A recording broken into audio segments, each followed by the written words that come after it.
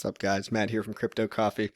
Today we're going to make a video all about FUD. And if you fell for my clickbait thumbnail and title, good.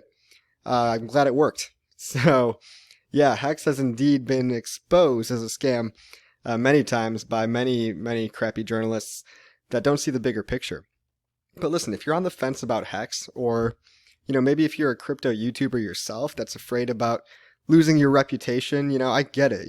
You don't want to be promoting something that you think that you heard might be a scam because you don't want to ruin your reputations, and you got to keep those up. And listen, I get it. I started my YouTube channel honestly because of inspiration from this project, but these days it ends up being mostly all I talk about. And so I get what it's like to have people follow you, and people that could potentially hate you, or losing those sweet subscribers that you're all getting paid for by supporting a project that you've heard from a couple of poorly researched articles and maybe several antagonistic individuals on the interwebs that HEX is a bad, naughty project for naughty people. So I'm here to dispel all those myths today. And I've made videos about FUD before, and I don't really like bringing it up so much because there's just so much BS out there that people will pick whatever point that they like, and they'll hang on to that. And then they'll, pick out little individual clips that you said, and they'll say, oh yeah, well what about this? And then they come up with this, article on ccn.com or whatever any of these news sites are. You guys, crypto journalism is just a bunch of hobbyists that are all writing these articles and basing their decisions and their opinions on the same pool of facts. And it is possible to look at the same facts and tell a completely different narrative about what's really going on. So, part of the problem with releasing HEX at the bottom of a bear market, especially after 2017, is that everyone's been wrecked so hard that they're just ready to yell scam at anything that comes along. And I get it, guys. I was part of the bubble. I was involved in crypto even before that. So if anybody understands what it feels like to get wrecked, it's me. And I'm sure a lot of you have too. So if you're on the fence about HEX at all and, you're not really sure, but you saw this beautiful price chart and you saw it go up 50 times, maybe, the price chart speaks louder than anything, right? So maybe you're on the fence, and that's good. So you're going to want to listen to this whole thing because I'm going to go over a lot of stuff that I don't like talking about, but it's going to be really critical for you to, again, listen to what I'm saying, and then I always preach this, but make your own goddamn decision. It's not that hard, but take in information and then think for yourself about how you want to interpret it. Now look, none of these crypto influencers, YouTubers, or whatever want to put their reputation on the line anymore because they promoted the hell out of any scam that came their way. I'm sorry, I shouldn't use the word scam. Any project that came their way in 2017. And so they're all feeling the guilt of promoting so many things that people lost a ton of money on. And so now what gets the clicks and what gets the likes is, I noticed Bitcoin maximalism is becoming a lot more popular because, people are starting to see through all the BS. And it's true, 99% of the projects out there were vaporware that didn't really exist. And people bought a bunch of useless stuff that really had no backing or no incentive for them to hold it. So when times were tough and when everything was crashing, they sold probably, most people probably bought high and sold low. So everyone's either feeling the guilt of promoting another potential scam, or, they've been wrecked so hard that they just, want to get angry now, and people take out their anger on everything, especially if it looks like a scam. And that's part of the genius and the problem with HEX, is that it was designed to look like a scam. And that's kind of one of the minor design flaws, I would say. So we can go over that right now. Richard designed this token with many scam-like marketing tactics that have some of the language that things like BitConnect used, right? But they're not at all the same. There's no black box where you put your money in and it comes out 10x months later. Everything is transparent. It's on an ERC-20 audited smart contract, audited by two separate third-party, well-known players in the space, CoinFabric and one other, I can't remember the name. Smart guys. He paid a lot of money to get this audited so that it would be battle tested, and it's a finished product, unlike a lot of those vaporware things in 2017 that you were sold that were, they still had a roadmap Hex has no roadmap. It's not a black box. It's not a you put money in and magically we have this algorithm that does day trading and then it spits out 10 times your money later. So it's nothing like that. It's nothing like, one, an actual Ponzi scheme, and two, it's nothing like the vaporware BS projects from 2017 that had roadmaps that weren't finished and that had promised you a bunch of future work that were never actually going to get delivered. And look, the one little nuance that I think Richard might have not seen coming is how allergic people are to the pump meme, like the pumpamentals thing. I think it's really funny and really pretty genius. I mean, price going up is the only way that we get adoption with any of this stuff. So the most important thing you could possibly do in crypto right now is to make something that people want to buy because the price goes up, because that's what solves adoption. People only like to buy things that after they've gone up in value a lot. And so what if we were to hypothetically make a token that goes up in value, that is, not to say it never goes down, but that's resistant to dumping? So this token is designed in every way to resist being dumped, and as you can see on my screen, it's impossible to never have a dump, right? You've got this little dump right here, about a few weeks ago, but overall you've got a plus 50x, so the design's working out great. Anyway, people that aren't in crypto, they love the pump meme, right? They're coming into it for the first time. They've never seen scams like we have, right? I'm assuming you're a crypto person, maybe you're not. But for people that have been in crypto, especially that have survived the 2017 bubble, a lot of you guys and a lot of us are allergic to this get-rich-quick kind of marketing stuff. And that's all it really is. It's marketing hype with a really well-designed project underneath. And so I don't think Richard anticipated the level of hate that this would get from people that have been wrecked or feel guilty for promoting things that have wrecked other people.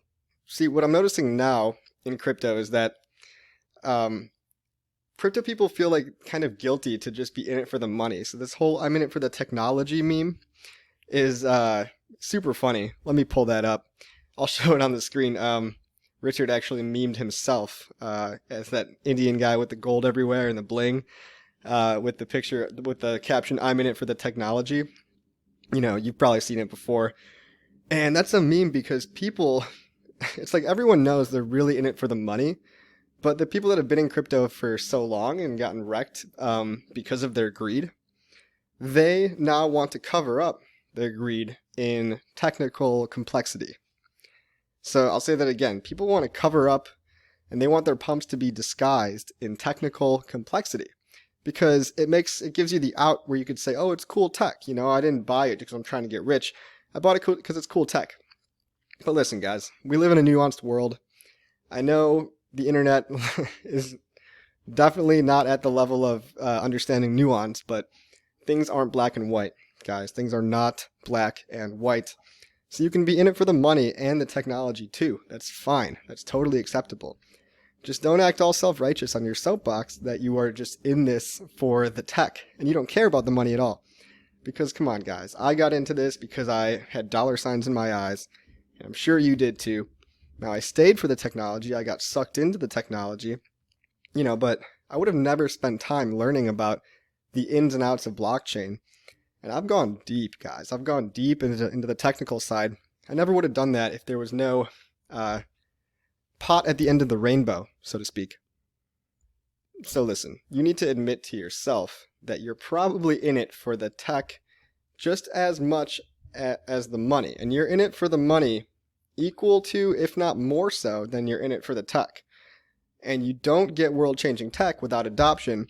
You don't get adoption without price pumps. Okay? So if you're in it for the tech, you should want the price pumps, and you should want the money too. The two go hand in hand. They're mutually tied together. They're not mutually exclusive. So listen, I'll talk about the two broad themes of, let's change the scenery up a little bit. This is the Telegram stats. I thought that was pretty fun to look at. We've got like almost 3,000 active users, meaning people that send a message like every day. And then new users, 3,000, so people that have joined in the past month. Anyway, so what I was talking about is basically there's a few broad buckets that people like to lump hex into to claim it's a scam, and to make that claim and just never even look into it anymore. And that's okay. If you think it's a scam and you don't want to look into it anymore, then stop watching. Don't even watch this video. Again, I say this all the time, but don't let hex waste any more time in your mind, because if you're not going to buy it, like, what are you going to do? You're going to try to warn other people about it, and then if you warn them, they might buy it too because they have a different point of view than you. It's silly. Anyway, two main categories basically boils down to: I don't like hex because a lot of whales have the majority of the money, or I don't like hex because I don't like Richard Hart as a person. And I know you might be thinking, oh, I have all these other reasons that I heard from other YouTubers online. But guys, they all boil down to those two. And the biggest one being the whale, the economic distribution, right? So let's dive into that. Let's dive into the land of the whales. Here's a really quick, poorly researched article. Some guy, wrote this article about supposedly proving recycling of the Ethereum tokens in the adoption amplifier back into hex. And so the recycling is a big topic that we will talk about, along with, just the general economic centralization rather than decentralization, the whales. And so, but this guy is talking about hex recycling, but then not even understanding what recycling means. So recycling means using the same Ethereum that was obtained from the adoption amplifier to pump back in the next day to get the hex for that day. So it's like an infinite loop. When people say recycling, it's specific to the adoption amplifier. So this guy is not quite right on recycling. He's talking about the flush address, which, for those that don't know, the flush address is the address that the daily Ethereum bucket of the adoption amplifier gets. So every time the adoption amplifier ends, all the ETH for that day goes to what's called the flush address. Okay? So the flush address sent Ethereum apparently to another address. That address sent it to another address. Finally, that address sent it to Bidesk to convert to hex. And dummy address 2 also invested ETH and hex into Uniswap liquidity. Now, whoever that was, they're anonymous because this is crypto and you're allowed to be anonymous in this case, which is one of the beautiful things about crypto, right? The anonymity. But anyway, this is not going back into the adoption amplifier, so this is not really recycling. This is somebody allowing for liquidity on Uniswap. And so there's a reason that we have the highest liquidity out of any token on Uniswap. And that's because of people, whales like this, that are helping the project out. And they're anonymous whales, you don't get to know who they are. But aren't you glad that they're providing liquidity on exchanges? And this is what all tokens have to do. This is why you have the tragedy of the commons when you have a quote-unquote fair distribution. It's because you don't have any one person that cares enough to do nice things for the project. So thank God this anonymous whale, whoever it was, I don't know, because, again, it went to address 1. We don't know who that was. Address 2, we don't know who that was either. And then finally, to Uniswap to provide liquidity for people to trade and to create a real market with buyers and sellers. So that's what a market is, guys. You need ETH and hex on each side of the bid and the ask so that people can do their buying and their selling.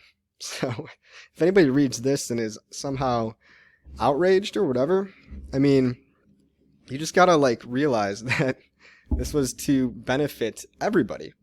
And people are like, oh, it only benefits Richard Hart. So let's suppose that Richard Hart is a whale. And I think there's many whales, as we'll find out later.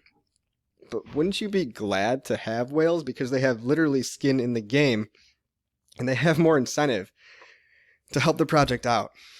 There's a reason that CEOs of companies have a large percentage of the stock.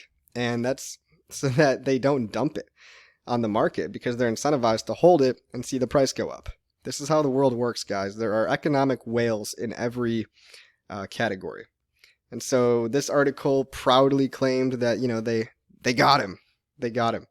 And that Hex is officially a scam because they funded liquidity for an exchange for all of the users. So this not only benefits any whale, but it benefits any small guy too, because now you got a place to go trade, and now you got a place to provide real price discovery. Okay? So, and yeah, we're taking a gamble that these whales don't pull out the liquidity, but there's also 23 other exchanges that have liquidity. So you can't just say that this is like the only exchange. Like Hex wouldn't die even if the liquidity did all of a sudden disappear, which, I mean, it won't, and it really can't. I mean, you can't just sell, if all the whales that there are, and there's a lot of whales right now, a lot of, I think, different whales, if they all tried to sell, they'd sell the price to zero. So, and that's the same with Bitcoin, with any other project. I mean, there's an owner with 1 million Bitcoins, and if they were to sell Bitcoin on the open market, they could crash it to probably almost zero if they spread it out across a bunch of different exchanges. And, every project that we'll see that's worth anything has a percentage of large whales, economic whales, that control a large supply, because they're incentivized by having skin in the game to do good things for the project. I don't know how many times I can repeat that, but if you don't understand that, and if you're not willing to take that gamble, then you probably shouldn't be in crypto at all, because I'm sure whatever coin happens to be your favorite coin, you might want to look into the ownership percentage of the top whales of that coin. And now Richard said this a little bit earlier, he says it all the time, but I'll try to boil it down. There's a difference between, one of the arguments against HEX is, it's so centralized. Richard Hart, he owns all of the HEX or whatever. Well, one, we don't know that that's actually true. There's no way to prove it. But two, there's a difference between economic centralization and technical centralization. Let me repeat that again, because I want to get this through your heads. There's a difference between economic centralization and technical centralization. Technical centralization is what we have in China with Bitcoin miners. So, and it's not terrible. I know that there's different mining companies and mining pools within China, that it's not all one person, but I mean, think about it, guys. 60% of the mining hash rate is in China, and China is a counterparty that is exposed to counterparty risk. And it's not the individual companies or people at these companies, it's the Chinese government, right? So Bitcoin is vulnerable in terms of technical centralization. And so are many other coins. I mean, I'm not saying that everything is perfect. You know what I mean? I love Bitcoin. I'm not trying to bash it. But so all you Bitcoin, moon boys, don't worry, guys. I'm on your side. You don't have to hate one thing to like another. But anyway, economic centralization means people holding economic mass that outweighs, the longer tail or the little guys. So it would be like, 50% of the tokens owned by the top 100 addresses. And real quick, guys, I'm sorry to burst anyone's bubble that loves Bitcoin, but the top 2,000 wallets of Bitcoin hold 42% of all Bitcoin. So that's some economic centralization right there, okay? There's a degree of economic centralization and a degree of technical centralization in every project. And you know what? When Bitcoin started, it was 100% of Bitcoin owned by like 10 people, okay? For like a year, because who was mining it at that time? It was just a group of cypherpunks, computer geeks that were mining it. So in every case, you're going to start off more economically centralized and head towards a state where it becomes more economically decentralized. And we could talk about the technical centralization later, but that's not really the point. So people conflate the two and they think they're one and the same, when in fact they are not. And I wanted everybody to know that and try to understand without letting maybe your hatred for the narrative that is going on to blind your judgment. So anyway, you can follow this public blockchain data of, liquidity being funded on Uniswap, but you can't tie people to it. And that's the logical leap that you have to make. Just because money was transferred from here to there and from there to there doesn't imply that any one person was behind it. It could be a team of people, or it could be, totally random people. It doesn't even matter. I mean, it should not matter, because, if you hate HEX, then you don't have to buy any. Then you don't have to. Again, never invest more than you're willing to lose, right? Anything can happen to any token. Never invest more than you're willing to lose in Bitcoin, too. But I'm sure some of you guys are all in on Bitcoin, and that seems like a good idea. I'm not going to say what's a good idea or a bad idea. I'm not here to give financial advice. I'm just here to tell you how to think a little bit more clearly about this whole amazing project. Now, you may have also seen the screenshot on Reddit that basically the ETH is being recycled due to this screenshot, right? So all this screenshot does is it tracks where funds went from the flush address to a whole bunch of different addresses. It gets crazy complicated. I've followed it all on Etherscan. I've got a million tabs up on Etherscan, and trust me, it gets complicated, but it also doesn't really matter that much. So let's assume this is true, and you should never assume that just an infographic that you read online is true. This guy could be making up anything, right?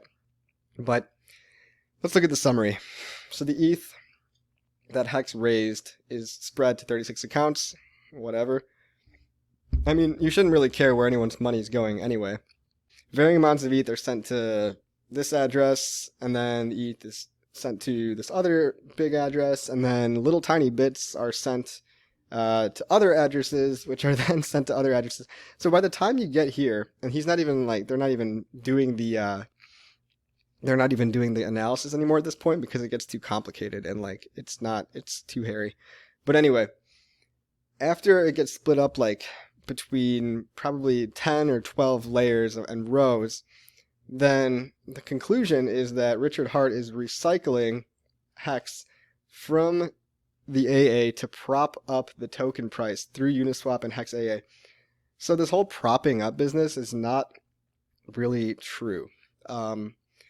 You can't prop up the price on the adoption amplifier. If there was a crazy high amount of Ethereum in the adoption amplifier, if there was a crazy high amount of Ethereum in the adoption amplifier every day, and people weren't buying it on Uniswap, then it would reflect on Uniswap. People would just sell the shit because they would realize that it's all, it's not worth as much as the AA says it's worth.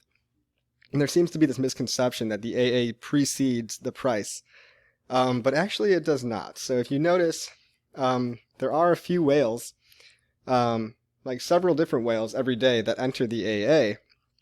And listen, guys, it might be somebody totally different. Just because Richard Hart is the face of Hex doesn't mean there's not a whole bunch of people working on it. But anyway,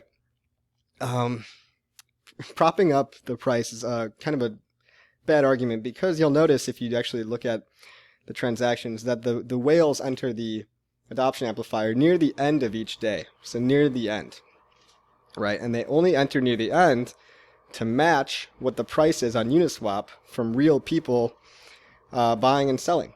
So these people are buying and selling and setting an actual price, and the whales enter the AA essentially to prevent arbitrage.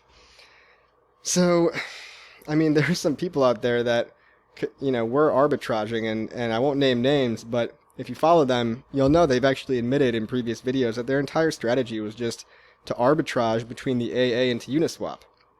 And now that they can't do that anymore, these people are pissed off, and they're actively working against Hex, right?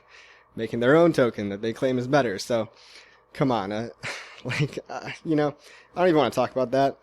But you'll notice that the ETH goes into the AA to match the Uniswap price near the end of the AA day, so that you can't arbitrage easily between the two and just take a bunch of Hex out of the lobby every day and just dump it on Uniswap. So it's good for the price. And simulating there's more demand than there actually is, well, you can look at all the real demand on Uniswap. Go to Uniswap and then you can see it's open source on the blockchain, all the people buying, and you could see all the volume per day. And if you really, really want to, you could track as far as you can on who's buying on Uniswap. But, I mean, at that rate, you're just, why would you want to micromanage every single little person that's buying a token on an open, decentralized exchange? So artificially inflating the price is not what it's doing. It's there to prevent arbitragers. and preventing others from getting cheap price via the AA. Yeah, maybe the whales are preventing a cheaper price on AA, sure. Maybe they are. But why do you want a cheaper price on AA? Why wouldn't you want to just go buy in Uniswap?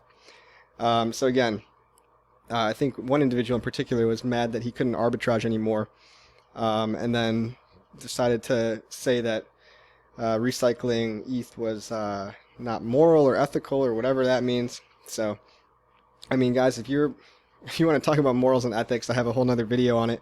When it comes to morals and ethics, you can make a lot. You can get a lot more hype these days by trying to make a bad guy and then calling out the bad guy, and then being like an online vigilante that's kind of like trying to help out the little guy by making another token that's like Hex without a fair distribution. If you know who I'm talking about, I'm not going to name names just because it's I don't want anyone to go looking him up and get confused. Which I actually really like the guy too. I've talked to him, and I think he's a smart dude. I like him a lot. Just has the wrong idea about this project, and draws the line a little too early at what he calls a scam or immoral or any of that stuff. Anyway, the final warning on this infographic, which, again, don't just believe an infographic because it's up here. Like, if you want to do the research, do it yourself. If you're thinking of buying Hex just to profit off his manipulation, again, making the assumption the whole time that it's one person doing this manipulation, keep in mind that they own virtually all of Uniswap liquidity, and if they pull it, no one will be able to sell Hex for anything. Like, why would anybody want to self-destruct their own project? Like, why? Like, that doesn't make any sense at all. There's not going to be like some random day where everyone gets wrecked. Or hey, maybe I am wrong. Maybe I'm wrong. And maybe let's go back to the chart. Maybe there could be a giant dump one day because every whale, and again, there's a lot of whales right now, maybe every whale will decide to dump on the same day. So, who knows, guys? If that's the gamble you're taking with all of crypto. You're basically gambling that a group of whales will not all try to dump on you on the same day at the same time and sell the price down to zero and then run away laughing like a hyena into the sunset. So it's not really going to happen, in my opinion, but you make your own decision. This whole game is risky, right? If you're getting into this, you should have some appetite for risk at all. If you're very risk averse, I would really advise everybody just to get out, not only of Hex, but get out of crypto altogether. Just get out, because this game is a wild ride. So anyway, the psychology behind a lot of this thinking is people confuse what's happening with something bad because they don't really understand that it's all going to help the project in the long run. And also there's this aspect of that your online reputation can be skyrocketed if you try to if you all kind of have this enemy that you hate on. And so Richard Hart makes for a great enemy. It's like I like Richard Hart. I like a lot of these crypto influencers. I think they're all very smart and intelligent. But you can really save your reputation by doing the popular thing. And it's really, really hard to do the unpopular thing and to promote something that people don't like, especially to get so much hate and just continue to promote it. So anyway, aside from flush address fears, which is the adoption amplifier recycling fears, there's also origin address fears, which have been around even longer than the flush address fears. That's been around, baked into the design since day one. If anyone that was following Hex for like the year before it was launched, everyone's known that the origin address gets a copy of all the bonuses, and it gets 50% of all the stake penalties. That's just a thing that's built into the code. It's a feature of Hex. So, the point is, OA and FA fears are essentially the same because they all result in some whales or more economic centralization in the short term, okay? In the short term, not in the long term. Again, there's no actual proof of that. Some screenshots on Reddit, if you want to believe them, sure. They are true to a degree. They show you where people's transactions go, but there's no way to tie individuals to these things. And anyway, one of the biggest fears that I see people having a lot is that there's going to be this huge dump on big payday. because all these bonuses for all these stakers are going to lead to everyone's going to have all this liquid HEX on Big Payday. And for those that don't know, Big Payday is on day 351 of the project. Anyone that's staking HEX will get a portion of a large bucket of HEX that's calculated based on Satoshi's coins. It's called We Are All Satoshi. It's calculated based on the number of unclaimed Bitcoin, and it's distributed to all of the stakers, not the holders. It's only distributed to the stakers. So because Big Payday bonuses only go to the stakers, they only go to people that have expressed and proven their belief in the project with their actions, right? So listen to that carefully. With my action of staking, I have proved that I am a believer in the project. Therefore, I am much less likely to dump my coins, at least that's the idea, to just dump all my free coins on the open market. Yeah, maybe, there probably will be volatility on that day. I still think there might be a dump on that day. There might be a dump on that day, but I don't think it's going to be as drastic as people are talking about. And I don't think the project's just going to die after that day. I would expect a lot of volatility, and I would expect a lot of people selling, but a lot of people buying right back up too. And the reason for this is the flip side of the coin. The supply is totally cut off. The only new supply from day 353 and on is going to be from inflation, from people staking. So the 500 million or so that are being created every day in the adoption amplifier are no longer going to be a thing. So you're going to have a massive supply decrease and basically a bunch of liquid HEX at the same time. So you got a big supply cutoff and then a big dump of supply that's only going to stakers that have proven their interest and put their money where their mouth is. So it'll be up to the stakers to either restake or not dump so much, but it'll also be a really attractive time for new buyers to come in and offset any potential dump by basically the fact, or the pumpamental, I guess you could say, that there will be no new HEX ever created per day. So you can't just buy HEX in the adoption amplifier anymore. You can only buy it on exchanges. Now, just for shits and gigs, let's go look at, this is the flush address. Let's look at the, I looked up HEX on Etherscan to see the holders and the distribution percentage. And you can see here, it's a little more distributed than you would think. So we've got the top 10 holders only own about 15%, and there's a lot of addresses that own about 0.6, 0.8%. So this is what I mean when I say there's a lot of whales out here. And you could say, sure, this is all one person, but just the sheer number of whales out there, it could be exchanges, it could be, the early adopters of Ethereum and Bitcoin, and people that genuinely believe in the project that are also whales. There could be a lot of whales here, guys. We really just don't know. Anyway, what are these whales doing? Well, some of them are just holding, and some of them, like I took this guy over here, number 5, as an example, and I looked on hexinfo.io to see what this guy's doing with his money. Sorry, I'm spying on people, but I don't like doing this, but you put it in here, and you can see this guy owns 1.3% of HEX. He staked all that shit for 10 years, till 2029. That's when his stakes are expiring. So man, if that's not a believer, I don't know what is, right? You've got whales staking for 10 years that own 1% of the supply. This is the kind of thing that you want to see in a project. You want to see things like this that are beneficial.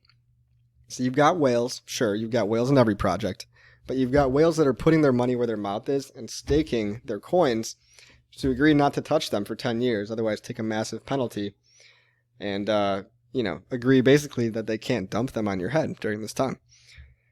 Anyway, it's a high risk for any coin out there that the founders will dump on your head. It's literally Ripple's entire business model. Ripple sells, the Ripple Foundation or whatever sells coins every month, I think. I'm not sure how it works exactly, but to fund their project, they sell coins on the open market. And so somehow that's okay, and nobody's outraged about that. Or maybe they are. I don't know. I know they opened up a lawsuit against YouTube, which is pretty cool, but somebody could open up a lawsuit against them, against the Ripple guys, for literally their entire business model being, hey, we have a big treasure chest and we unlock a few more every month and we get to sell it on the open market for real money, for US dollars. So I mean, come on guys, like every coin has these economic whales. You're trusting all of them to not dump on your head. Another big payday bonus thing, where people think everyone's going to dump on big payday. Just think about it, guys. Who can dump if they haven't bought? Like, a lot of the haters aren't going to be able to dump because they didn't buy HEX in the first place. So you've got people that hold HEX and that bought it because they like it. And they're probably staking it as well. I mean, over a quarter of all HEX is staked. So I know, for example, I'm 90% staked. I like to have some liquid just in case, anything bad happens. But, I mean, these are... For the idea that there's going to be this massive dump, like, who's going to do the dumping, guys? You're going to have basically some whales that own a lot of HEX that, as we've already seen, are staking for 10 years a lot of the times or more. And you've got a bunch of little guys. And really the little guys are more at risk of dumping the price than the big guys. Because the big guys have already voted with their money that they're going to stake because they believe in the project. Now, this is why you want some level of economic centralization at first that, again, will become more distributed over time, but you want them to have skin in the game and prevent tragedy of the commons. If nobody has an incentive to make this thing work, it's not going to work. And a lot of other coins with fair, quote-unquote, fair distributions, a lot of airdrops that just go to people, for example, I got 800,000 kick tokens in my Ethereum wallet randomly. And the first thing I did was I looked to go see where I could sell them. And unfortunately, I could only sell them for like $10. And it was on some random exchange, so I didn't even want to bother with it. Because I don't really need $10 that bad. But that's the kind of thing that happens when you just give an equal amount to everybody. Nobody really has a larger piece of the pie, and nobody really is incentivized to act in favor of the project. And again, things naturally distribute more over time. At one point, the Bitcoin founders owned 100% of Bitcoin. Now, 2,000 addresses own 42%. Still a lot of economic centralization, but a lot less than it was 10 years ago, right? So once the launch phase is over, it's going to be, who knows, right? I think there will be some volatility. I think there might be a dump, but there's also going to be a lot of potential buyers due to the supply cutoff, essentially. So after the launch phase is over, and it's not an airdrop, by the way. A lot of people think HEX is an airdrop because it's free for Bitcoin holders. It's not an airdrop. You actually have to go. The difference between an airdrop and this project is that an airdrop, people just hand you stuff without you asking for it. Like those kick tokens I mentioned. People will just hand you kick tokens and be like, here you go. You're like, I don't want these. Like, I don't want these in my wallet. With HEX, it's like you have to go take the action and take the effort to go to the website, go to any website, go to an exchange, go to the adoption amplifier, and put your Ethereum in, like yourself. You have to click the button, and then you pull it out yourself. You click all the buttons yourself. No one's pushing and forcing this money on you. You're claiming it yourself, and that's your decision. Again, if you don't like it, you don't have to do it. Totally your decision. Anyway, what have I talked about? Whales in the lobby are there to prevent arbitrage, which is what some people's entire career is based off of. If you're looking into all these reasons why, like, people see what they want to see. So if you're going online and you're typing in HEX scam, you're literally you're proving that you want to see articles about why HEX is a scam. So you're trying to confirm your belief. So just be really careful about that when you're going on these sites. If you're on the fence and you're looking up HEX scam, you're looking for arguments why HEX is a scam. So luckily I made this video, so hopefully, it catches your eye. You can see the other side of the coin. But if not, that's okay. If you don't want to buy HEX, then don't even bother. If you think it's a scam, you're entitled to your opinion, and I'm not even mad. Just disappointed. No, I'm just kidding. Anyway, I don't think HEX is a scam, personally, and I'm entitled to that opinion. It's not a scam until proven otherwise with verifiable proof, and people that have gotten hurt, and, everything's a big mess. So far, I haven't seen that. And there's going to be people out there that are just waiting for that day to get their sweet, sweet vindication. And they just can't wait until something happens that's bad for Hex. And, you know, watch like the first 50% dump. Everyone's going to be out screaming about it. Again, like they already have been in the past. But if you're waiting for vindication on this one, guys, I think you're going to be waiting a very, very long time. So if essentially whales dumping is the only risk, and essentially having skin in the game negates that risk to a degree by these people all wanting Hex to succeed, and their staking ability proving that they want Hex to succeed, I don't think the risk is that high. But again, that's not financial advice. That's just the information that I've processed and the thoughts that I've used to come to that conclusion. Here's a fun little sneak peek of something that'll be interesting for all you guys. I'm on etherscan.io. You might be familiar with it. It's where people go to learn about things built on Ethereum, different tokens. So I just picked a few at random from the top 10 or 15. Binance Coin, Chainlink, Leo, Hedge, whatever that is, Crypto.com, Maker, BAT, VeChain. Let's go take a look at the ownership percentage of each of these coins. BNB. Whoa. BNB, 52%, 27%, 3%. What is that, 80% owned by Binance? Binance is a centralized entity. So I would guess that one person, no more than a handful, own the private keys to these Binance coins. Wouldn't you? Wouldn't you say so? I probably would bank on the fact that not everybody that works at Binance gets control of the coins. In fact, maybe only a board of directors. In fact, maybe only a C-suite of 5 people. And maybe, dare I say, only one. Token, Chainlink token. Oh my god, 35% owned by this guy. 6% owned by this guy. 5, and even 5% seems suspicious, like it's owned by a foundation. I don't know anything about Chainlink, but what's that? 20 plus 35, 55% owned by whatever, these people, and then another 10% owned by, looks like Binance. Bitfinex token. Oh my god, 98% owned by Bitfinex2, which is a centralized exchange address. Hedge, H-E-D-G, 43% owned by this guy, 6% owned by this address, 3%, 2%. Together that's about 55-60% owned by the top 8 addresses. Wow. INO token, 49%, 30%, 2%, 1%. Whoa, would you look at that? That's 80%, 82% owned in very even number amounts. So notice that they have 0.0000, meaning it would be my guess that this was distributed in a certain way at the very beginning to these certain individuals, whoever has those private keys. BAT, Basic Attention Token. People like this one, right?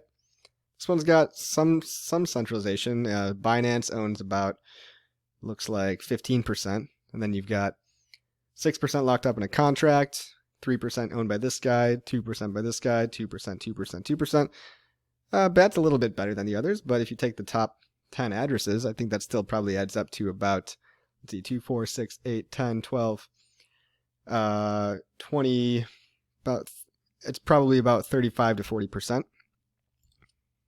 VeChain, we've got 23% owned by this thing, 12% in a burn address, okay, 7% owned by this guy, and another 5% owned by these 3. That's about 35%. Again, that's all these guys. Let's take a look at Hex one more time. Yep.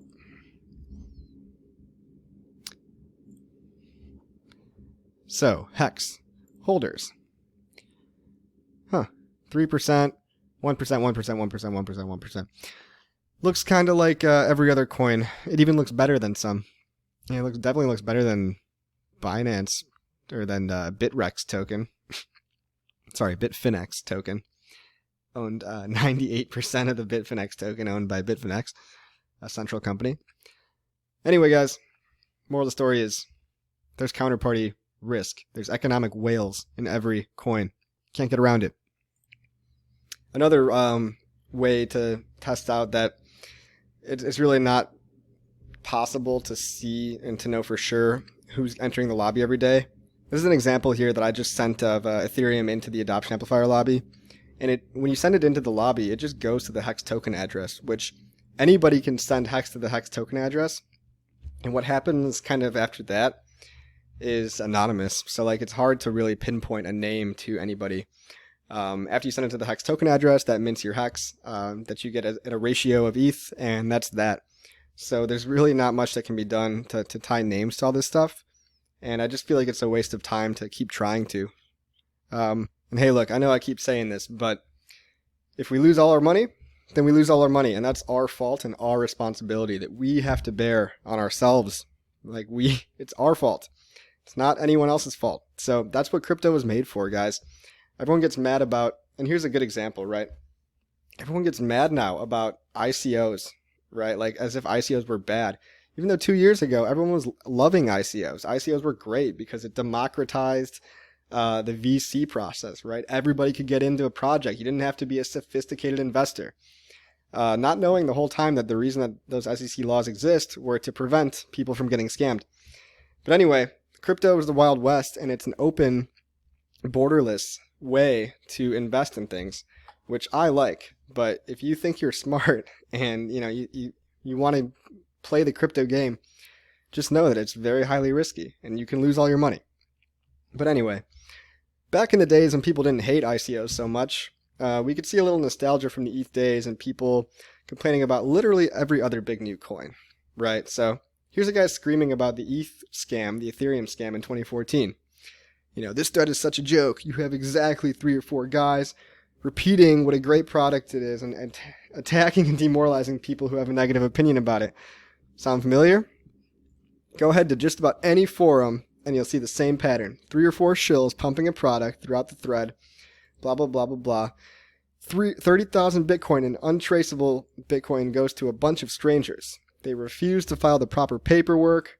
They lost the right of anonymity as a small-time devs just casually creating coins when they asked for $36 million from the public.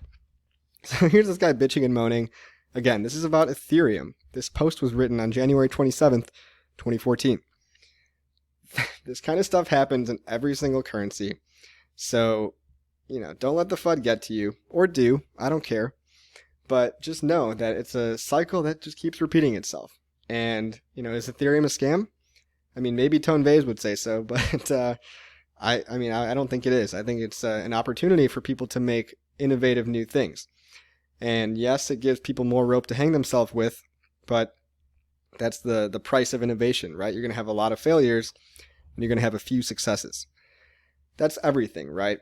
Again, black swans create history, and black swans are hard to predict. By definition, they're impossible to predict. But those 0.001, outlier high impact events are what creates all of history. Bitcoin was one. I would say Ethereum is another. And I'm hoping that HEX is a third one.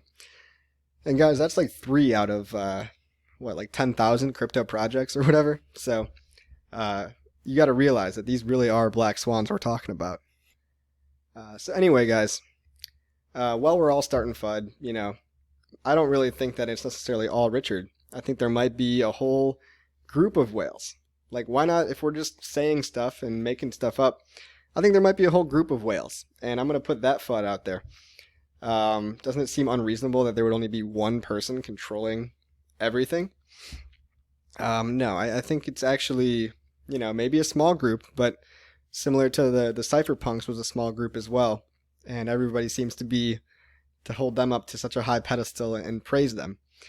So hey, what do I know? Maybe HEX could be a group of whales and not just one. Anyway, I'm pretty much done. What's the moral of the story? If you're on the fence about HEX, make your own decision. Use all the information you have available to you and take responsibility for yourself. Don't blame anyone else. And if you are a hexer that's sitting on the sidelines, this is a call to action. Don't be afraid of your reputation for sticking up for believing in something that you think is right, that you think is cool. Get out there, make some noise, go make some attention. Don't force it down anyone's throat, but talk to people, open their minds, and try to make people realize that HEX really, like all of cryptocurrency and life in general, It only works when people believe in it, right? You have to believe in order for this to be a reality. The same thing happened with Bitcoin. Same thing happened with Ethereum. Enough people believed that it could happen, that it reached critical mass, and now it doesn't look like it's going anywhere anytime soon.